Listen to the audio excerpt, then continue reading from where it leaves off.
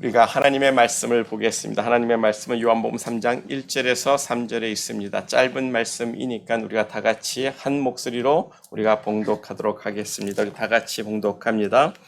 태초에 말씀이 계시니라. 이 말씀이 하나님과 함께 계셨으니 이 말씀은 곧 하나님이시니라. 그가 태초에 하나님과 함께 계셨고 만물이 그로 말미암아 지은 바 되었으니 지은 것이 하나도 그가 없이 된 것은 없느니라. 아멘. 여기까지만 봉독했습니다. 할렐루야. 오늘도 하나님의 그 놀라운 은혜가 우리 가운데 임하기를 예수님의 이름으로 축복합니다. 가을이죠. 날씨가 확 이제 가을로 들어선 것 같은데 새로운 계절을 만나서 새로운 말씀 요한복음으로 시작하고자 합니다. 그래서 첫 번째 말씀, 요한복음 첫 번째 말씀의 제목을 태초에 말씀이 계셨다는 요한복음 1장 1절의 말씀을 가지고 우리가 이 말씀을 나누고자 하는데, 우리가 다 본문 1절을 다 외웠죠? 외웠으니까 우리 한번 다 같이 한 번 더 힘차게 외워보겠습니다. 태초에 말씀이 계시니라. 이 말씀이 하나님과 함께 계셨으니 이 말씀이 곧 하나님이시니라. 아멘. 여기서 이 말씀이란 누구를 가리키는 겁니까? 예수 그리스도를 가리키는 거예요. 본문 14절을 보면 말씀이 육신이 되었다고, 말씀이 육신이 되어 우리 가운데 거하심에 우리가 그 영광을 보니 아버지의 독생자의 영광이요 은혜와 진리가 충만하다고 말씀해 주고 있습니다. 그래서 그 말씀은 육신이 되어 이 땅에 오신 예수 그리스도라고 분명하게 우리에게 말씀해 주고 있어요. 그러므로 태초에 그 말씀이 누구라고요? 예수 그리스도. 그러면 그 말씀이 곧 하나님이라고 했으니까 그러면 예수는 누구입니까? 예수는 하나님이세요. 예수는 하나님이 되십니다. 근데 세상에 많은 사람들이 예수를 누구라고 합니까? 예수를 사람이라고 이야기하죠. 인간이라고 합니다. 선생이라고도 합니다. 랍비라고도 합니다. 철학자라고도 합니다. 공자와 같은 성인이라고도 합니다. 그런데 뭐예요? 그렇게 예수를 아는 것은 wrong입니다. 틀린 거예요. 성경은 예수님을 가리켜 뭐라고요? 하나님이라고 말씀하고 있다는 것을 우리가 분명히 알아야 되는 거예요. 그래서 예수는 누구입니까? 하나님입니다. 하나님. 우리 김강일 사님, 예수가 누구라고요? 아멘. 우리 최경덕 성도님, 예수가 누구라고요? 아멘. 예수는 하나님의 우리 원이야. 예수가 누구라고? 아멘. 예수는 하나님이라는 이 지식을 우리가 분명히 갖기를 간절히 축복합니다. 신약 성경을 보면 맨 처음에 나오는 책들을 사복음서라고 이야기해요. Book of the Gospel이라고 하는데 마태복음, 마가복음, 누가복음, 요한복음서를 가리킵니다. 이 네 복음서는요, 예수가 누구인지를 우리에게 가르쳐주고 있단 말이에요. 마태복음은 예수가 이 땅에 오신 이스라엘의 왕이라고 가르쳐주고 있습니다. 마가복음은 예수를 우리를 위해서 섬기는 종이라고, 하나님의 종이라고 가르쳐주고 있어요. 또 누가복음은 예수님을 인자라고, 사람의 아들, 이 땅에 오신 참 사람이라고 우리에게 또한 말씀해주고 있습니다. 그리고 요한복음은 우리를 구원하시는 하나님의 아들로서 예수는 하나님이셨다라고 우리에게 분명히 말씀해주고 있어요. 그래서 요한복음 20장 31절을 보면 오직 이것을 기록함은 너희로 예수께서 하나님의 아들 그리스도임을 믿게 하려 함이요 또 너희로 믿고 그 이름을 힘입어 생명을 얻게 하려 함이라. 아멘. 예수님은 하나님의 아들이십니다. 하나님의 아들이면 당연히 하나님이시겠죠. 사람의 아들이 사람이지 사람의 아들이 강아지가 될 수 있겠습니까? 하나님의 아들이면 그는 하나님이라는 거예요. 그래서 요한복음은 예수님이 누구인지, 예수가 누구인지를, 또 왜 예수를 우리가 믿어야 하는지를 분명하게 그 목적을 가지고 우리에게 써준 하나님의 말씀입니다. 그래서 예수는 하나님의 아들이시요 그리스도요 메시아요 우리가 믿어야 할 구원자라는 거예요. 그 예수의 이름을 믿는 자들에게는 하나님의 자녀가 되는 권세를 주셨다라고 말씀하고 있습니다. 그래서 요한복음 1장에서부터 하나님은 곧 하나님이라는 것을 선포하고 시작하는 건데, 만약 여러분들이 성경을 읽고 싶다면 어디서부터 읽어야 할지 고민될 겁니다. 그런 고민하시는 분들은 주저없이 요한복음부터 성경을 읽기를 강력히 추천합니다. 요한복음은 예수가 하나님이시며 하나님의 아들이시며 우리의 구원자라는 것을 분명하고 정확하게 가르쳐주고 있는 말씀이 되고 있어요. 저 자신도 요한복음을 너무 좋아해서 많이 읽었는데 요한복음을 읽을 수 있기를 축복합니다. 성경을 안 읽는 사람이라도 요한복음서만은 꼭 읽을 수 있기를 간절히 축복합니다. 그래서 우리가 알아야 할 것이 예수는 하나님이라는 것, 그것을 증명하는 것이 요한복음서가 되고 있고요. 예수는 하나님이라 말씀해놓고 2장부터 예수가 왜 하나님인지를 차근차근 풀어나가고 있는 것이 요한복음서가 되고 있는 거예요. 그래서 첫 번째로 태초에 말씀이 계셨다라는 의미를 우리가 묵상해 봐야 되는데, 다시 보면 1절을 제가 읽습니다. 태초에 말씀이 계시니라. 이 말씀이 하나님과 함께 계셨으니 이 말씀이 곧 하나님이라고 하는데, 말씀은 곧 예수예요. 그러면 왜 사도 요한은 예수님을 왜 말씀이라고 1장 1절부터 선포하고 우리들에게 그 예수를 소개할까라는 생각을 우리가 가져봐야 돼요. 사도 요한이 예수님을 가리켜 예수는 태초에 in the beginning에 계셨던 말씀이라고 이야기하는 것은 정말 신의 한 수라고 저는 믿습니다. 먼저 유대인들에게 주는 사도 요한의 도전이 되고 있는 말씀이라는 거예요. 생각해 보세요. in the beginning, 태초에 말씀이 계셨다고 할 때 하나님의 말씀, 성경, 구약 성경, 그것도 창세기 1장 1절을 아는 유대인들은 무엇을 생각했을까요? 창세기 1장 1절과 그 창세기 1장 1장을 아는 여러분들은 이 요한복음 1장 1절에서 태초에 말씀이 계셨다라고 할 때 여러분들은 무엇을 생각합니까? 창세기 1장 1절에서 성경이 뭐라고 이야기해요? 태초에 하나님이 천지를 창조하셨느니라. 하나님이 태초에 천지를 창조했어요. 근데 그 하나님이 이 하늘과 땅을 어떻게 창조했습니까? 말씀으로 창조했다라는 거예요. 가라사대, 하나님이 가라사대에 빛이 있으라니까 빛이 생겼단 말이에요. 그러므로 이 1장 1절, 창세기 1장 2절을 아는 사람들은 무엇을 생각하겠습니까? 태초에 말씀이 계셨다고 하니까 가라사대? 하나님이 말씀하신 것? 그 하나님의 말씀을 생각하지 않겠습니까? 가라사대, 가세이드.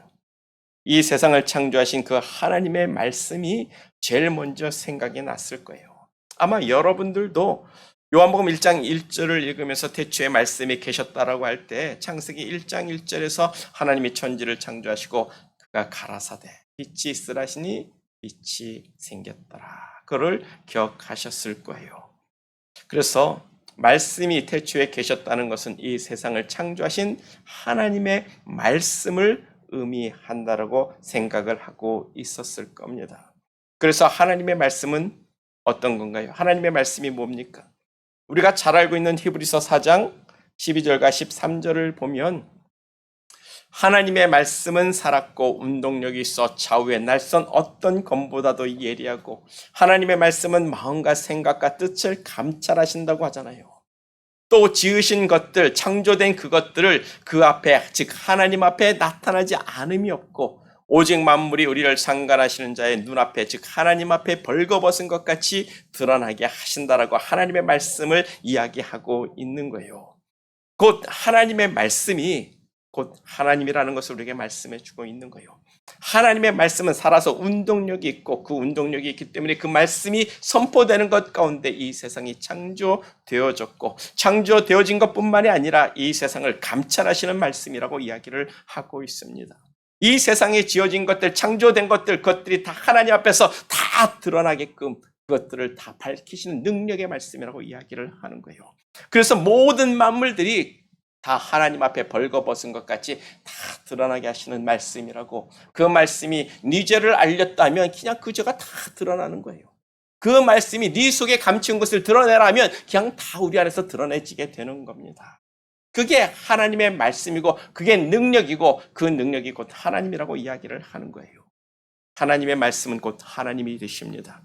하나님의 말씀이 우리를 감찰하시는 하나님이 되고 그 하나님의 말씀이 만물들 곧 우리들까지도 하나님 앞에서 벌거벗은 것 같이 다 드러나게 하시는 능력의 말씀 곧 하나님이라고 말씀해주고 있는 거예요. 그래서 하나님의 말씀은 살아있습니다. 운동력이 있어요. 하나님이 말씀하시면 하나님이 뜻하신 바를 이루시는 거예요. 그래서 하나님이 가라사대 말씀하시니까 빛이 있으라 말씀하시니까 빛이 생겼더라라고 이야기를 하는 겁니다. 그 말씀이 누구라고요? 예수 그리스도라고 사도 요한은 유대인들과 우리들에게 말씀하고 있는 거예요. 그런즉 태초에 말씀이 계셨다라고 할 때 유대인들에게 이 예수는 창세기 1장에서 나오는 이 세상을 창조하신 창조주 하나님의 말씀을 기억하게 되는 거예요. 그래서 본문 3절에서 사도 요한이 뭐라고 말합니까? 만물이 그로 말미암아 지은 바 되었으니 지은 바 되었으니 지은 것이 하나도 예수 없이는 된 것이 없다라는 놀라운 선포를 하고 있는 거예요. 예수님은 이 세상을 크리에이터한 크리에이터라고 이야기를 하는 거예요. 예수님은 우리를 만드신 창조자라고 말씀하고 있는 겁니다. 예수가 그 태초에 하나님과 함께 계셨던 그 말씀이라는 이 말씀은 유대인들에게 엄청난 도전을 주는 거예요. 그런데 사도 요한은 왜 유대인들에게 이런 도전을 줄 수 있었을까 생각해 볼 때 솔로몬 왕의 잠언서를 우리는 생각해 보게 됩니다. 프로버 8장이죠. 잠언서 8장 22절을 보면 그 하나님의 지혜가 의인화가 됩니다. 8장에서는요. 그 지혜를 얻으라고 그 지혜가 무엇인지를 막 가르쳐주고 있어요. 그러다가 8장 22절에서 여호와께서 그 조화의 시작 태초에 일하시기 전에 그 창조한 일을 시작하시기 전에 하나님이 나를 가지셨다라고 말합니다.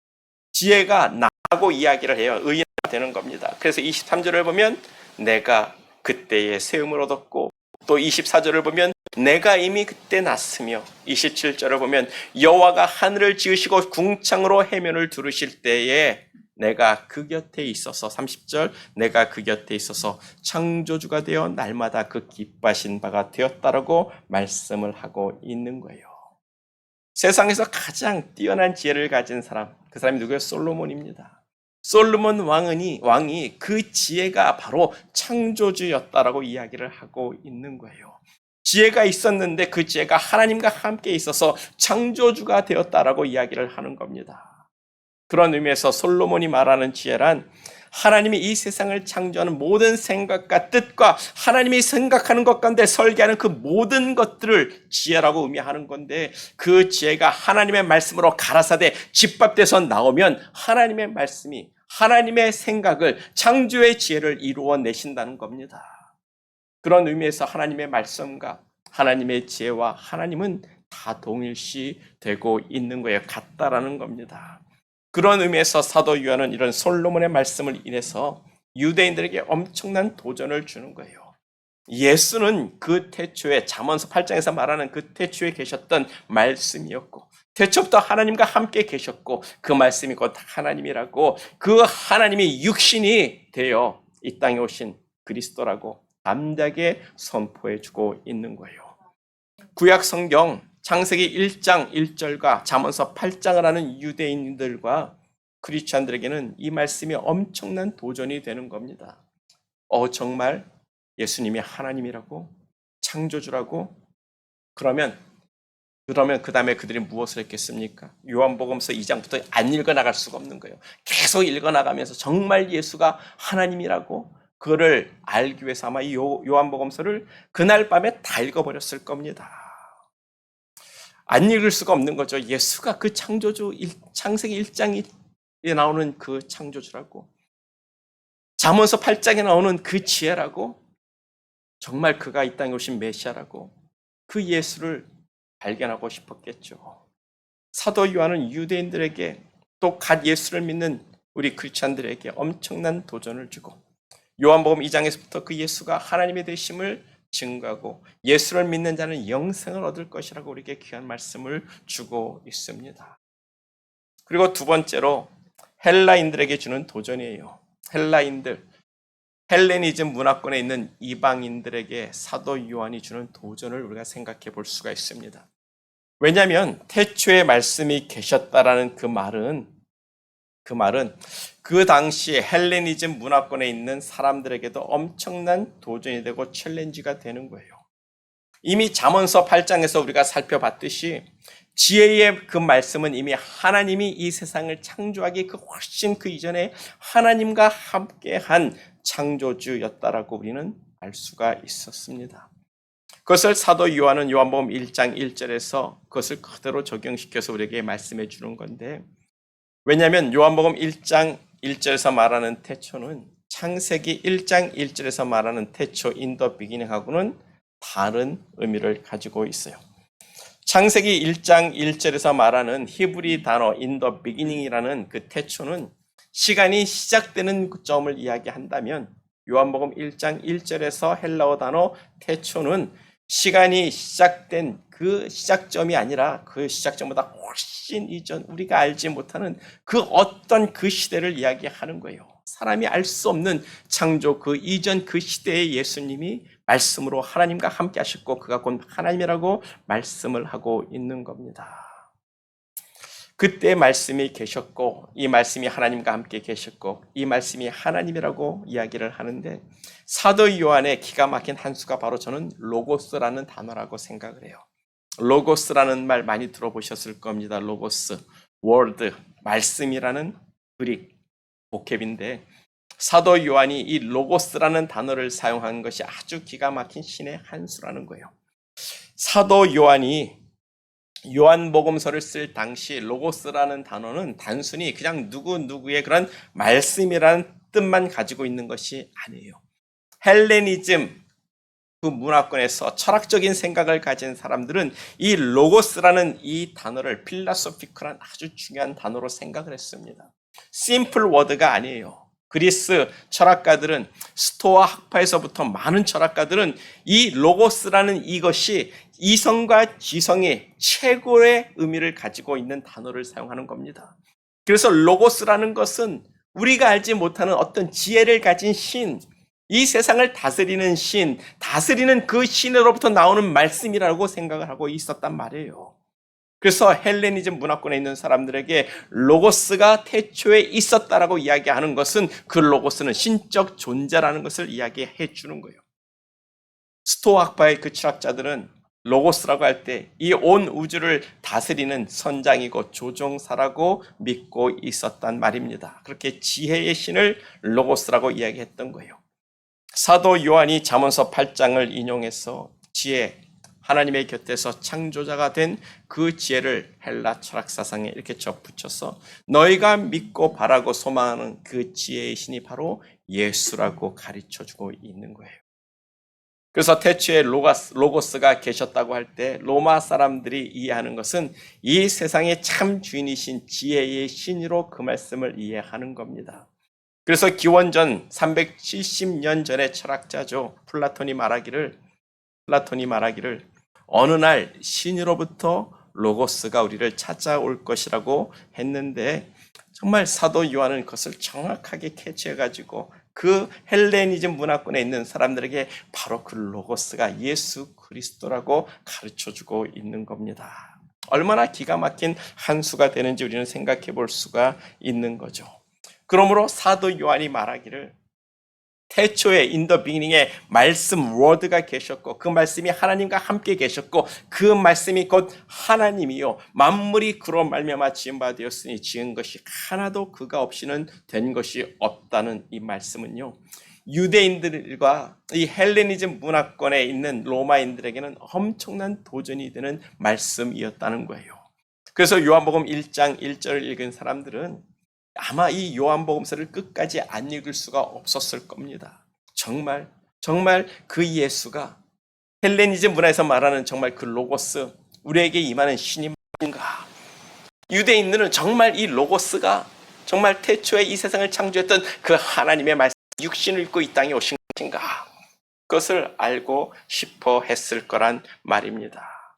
왜냐하면 그 당시 유대인들도 메시아 구세주를 기다리고 있었고 헬라인들도 자신도 모르는 하늘의 어떤 신으로부터 오는 지혜의 말씀 로고스를 기다리고 있었기 때문에 그렇습니다.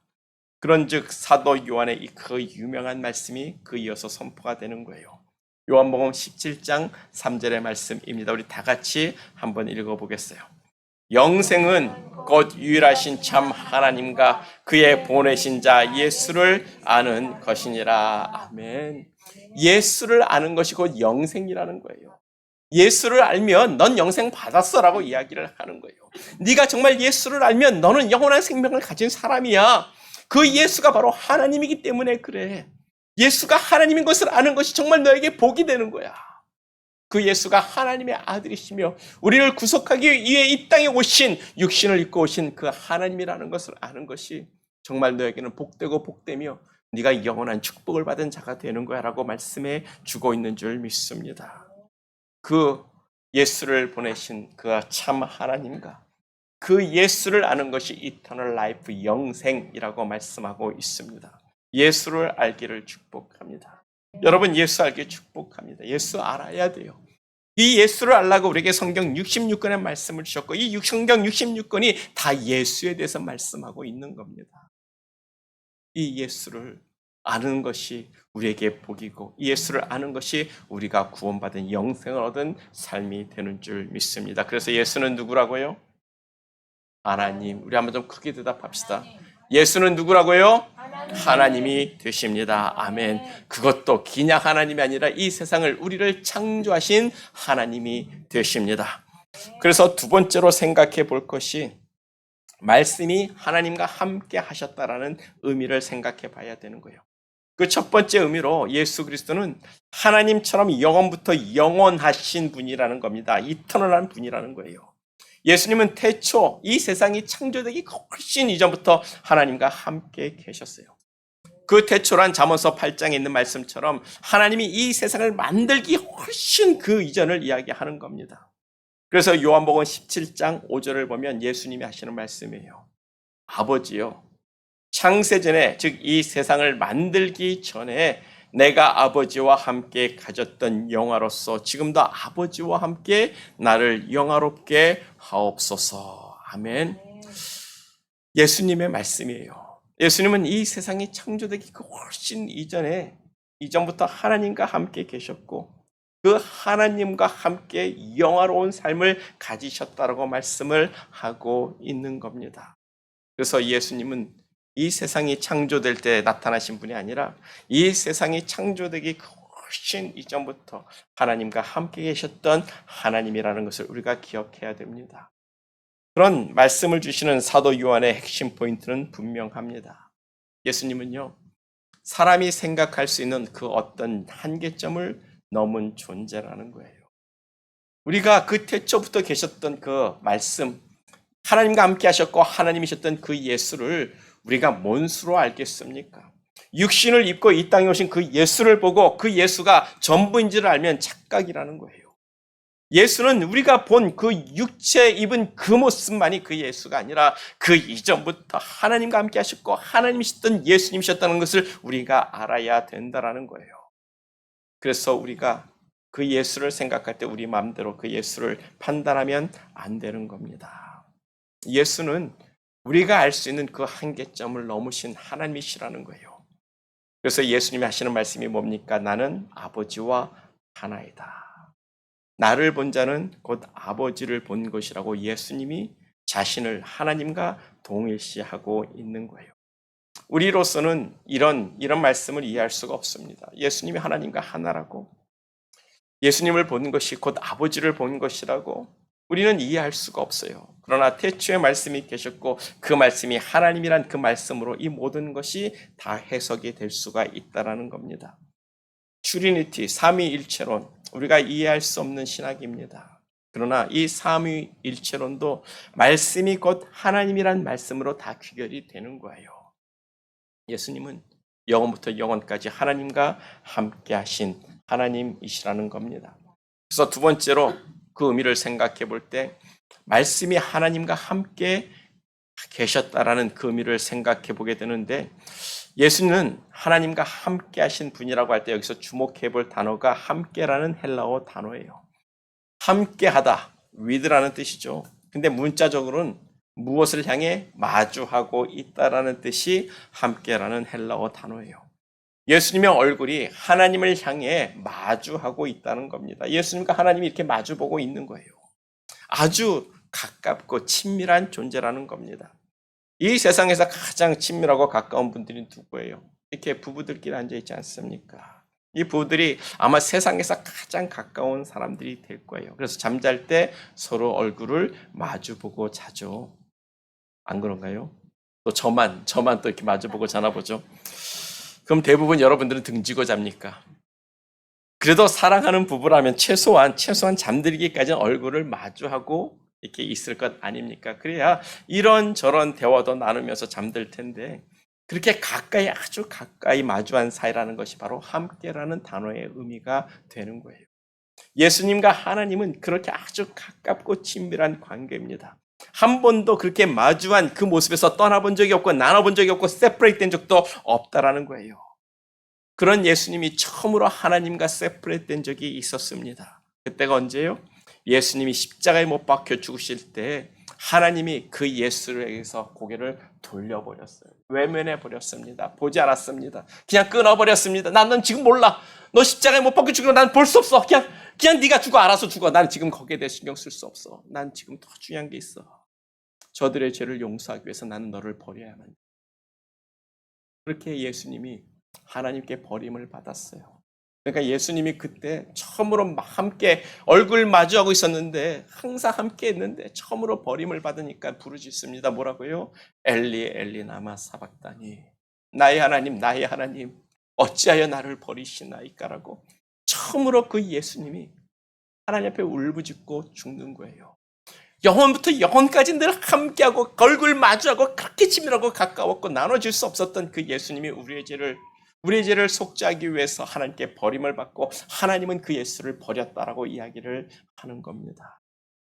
우리를 사랑하시기 때문에 우리를 구속하고 우리의 죄를 속죄하는 것이 너무나도 중요했기 때문에 하나님도 예수님도 기꺼이 서로가 등을 지는 자리에 있었고 그것이 얼마나 아팠으면 엘리 엘리 라마 사박단이라고 이야기하겠습니까? 십자가에서 죽는 게 십자가에서 이렇게 채찍 맞고 죽는 게 두려운 게 아니라 그 하나님으로부터 영원히 세퍼레이트 되는 거 정말 분리되는 그 순간이 너무나도 고통스러웠던 그 예수님의 부르심을 우리가 생각해 볼 때 우리의 죄가 그렇게 하나님께 고통이 되었다는 것을 생각해 볼 수가 있는 거죠.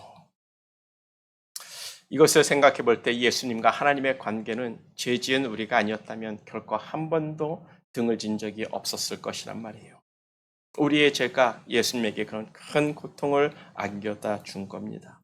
그래서 세 번째로 우리가 생각해 볼 것이 말씀이 하나님과 함께 하셨다라는 그 말은 예수님과 하나님은 결코 나눠질 수 없었던 존재라는 것을 우리로 생각해 보게 되는 거예요.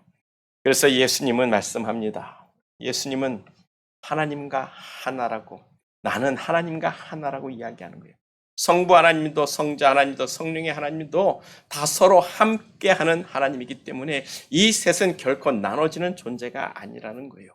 그래서 삼위일체의 하나님, 트리니티 갓이라고 그 하나님의 특성을 이야기하는 줄 믿습니다. 하나님이나 말씀이나 지혜의 영신 성령님은 곧 하나님이요.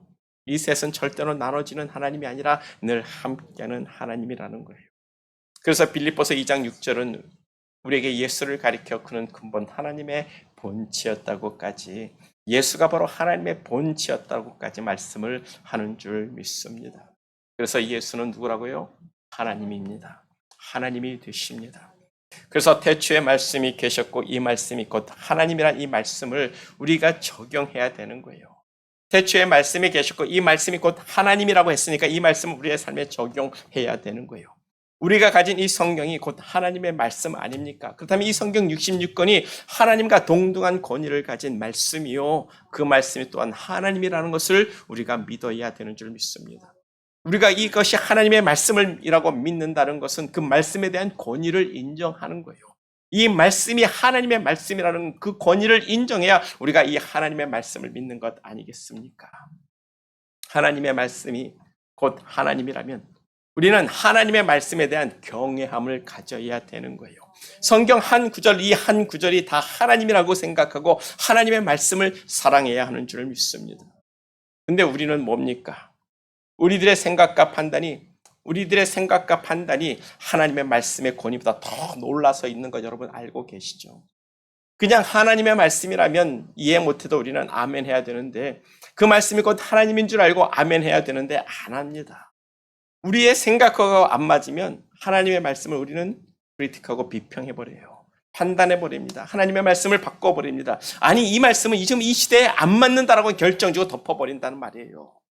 그것도 안 되면 그 하나님의 말씀이 틀렸다고 바꿔버리는 시대가 지금 이 시대인 줄 믿습니다.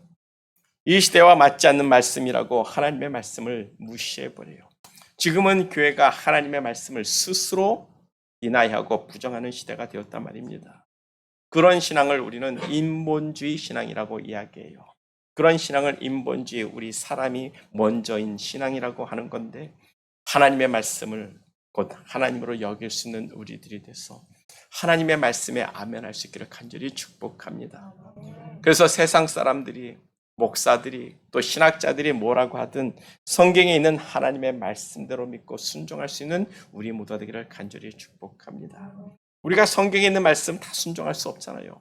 순종할 수 없는 것도 없다고 이 말씀을 부정하는 게 아니라, 우리가 순종할 수 없기 때문에 하나님, 나는 순종할 수 없습니다라고 고백하는 게 신앙이네요.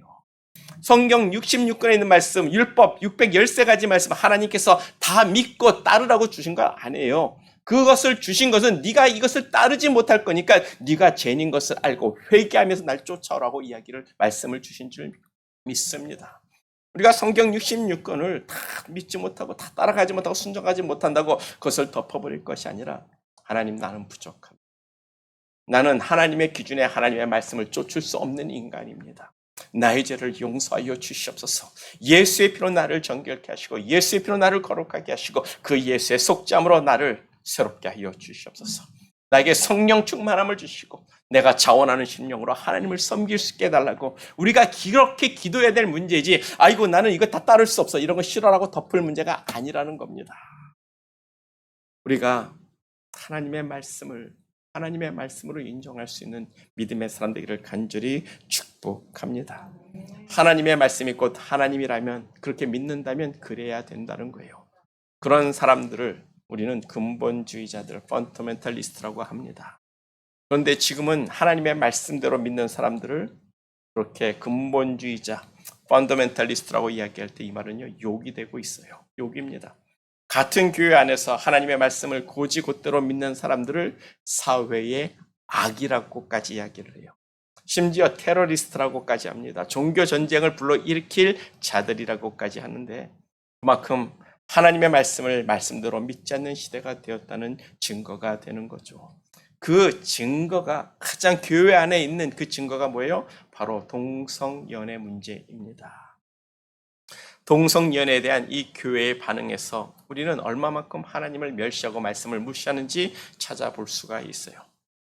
한국에 가 있었을 때 유튜브에서 뉴스를 봤는데, 연합감리교회 목사님이 주일에 이렇게 앞에 나와서 설교를 합니다. 근데 두 분의 목사님이 다 설교하는데 걸어나와가지고 그 자리에서 레터를 읽어요. 당신은 연합감리총회에서 동성애에 반대하는 목사이기 때문에 우리가 면직시킵니다 라고 그 자리에서 면직시켜가지고 강단에서 끌고 내려가 버립니다. 참 그거를 보면서 너무 놀랬고 정말 분개가 가득했어요. 동성애를 반대한다는 이유로 연합감리교회 총회에서 그냥 이렇게 주일날 저처럼 설교하는 그 목사님을 그냥 끌어내리는 거예요. 그리고 면직을 시켜줘서 더 이상 목회자가 되지 못하게 해버렸다는 겁니다. 분명 성경에는 하나님의 말씀에는 동성애를 악으로 취급하고 회개해야 될 죄로 취급했고, 교회 안에서 믿는 자들 안에서 잊지 말아야 할 죄로 분명히 말씀하고 있는데, 어찌 하나님을 믿는 사람들이 그 말씀을 거부할 수 있냐고요. 지금 이 동성애 문제를 가지고 젠더 혁명이라고 이야기를 합니다. 그것은요, 사회적인 혁명이 아니라 하나님을 향한 혁명이에요. 그것을 성경은 배도라고 합니다. 교회가 하나님의 말씀을 버렸고 교회가 하나님을 버린 시대가 되고 있는 건데 우리는 정신 차리자고요. 미국의 커진 모든 교단이 동성애를 인정했습니다. 내가 알기론 남침내 교단과 PCA 장로 교단만 아직 동성애를 부정하고 있는데 우리가 이 세상에 빛이 되고 소금으로 남아있기를 축복합니다. 그는 우리가 하나님의 말씀을 하나님으로 믿고 그 말씀 앞에 순종하고 그 말씀으로 우리가 깨끗이 씻김을 받고 회개하는 삶을 살 때 이루어지는 줄 믿습니다. 말씀이 곧 하나님이심을 믿고 말씀을 따라 우리의 믿음을 지키는 저와 우리 모두가 되기를 간절히 축복합니다. 그래서 결론으로 우리가 의지할 것은 하나님의 말씀이에요. 그 말씀은 육신을 되어 이 땅에 오신 예수 그리스도입니다. 그 예수 그리스도는 하나님과 함께 계셨고 그 예수 그리스도가 하나님이시며 그 예수 그리스도가 이 땅을 창조한 창조주 하나님을 우리가 믿는 데서 우리의 신앙은 새로워질 것이고 강해질 것이며 담대해질 줄 믿습니다. 그래서 예수님이 우리에게 주시는 말씀을 믿고 의지하는 우리 모두가 되기를 간절히 축복합니다. 예수님이 하신 말씀대로 이 땅에 다시 오실 심판자가 될 것이며 하나님으로서 이 땅에 우뚝 서실 하나님이 되시는 거예요. 그 예수의 이름을 믿는 자는 하나님의 자녀가 되는 권세를 주셨다고 했습니다. 그 믿음의 권세를 가지고 오늘도 내일도 승리할 수 있기를 간절히 축복합니다. 다 같이 기도하겠어요. 우리가 기도할 때 예수님은 하나님이라고 고백합시다.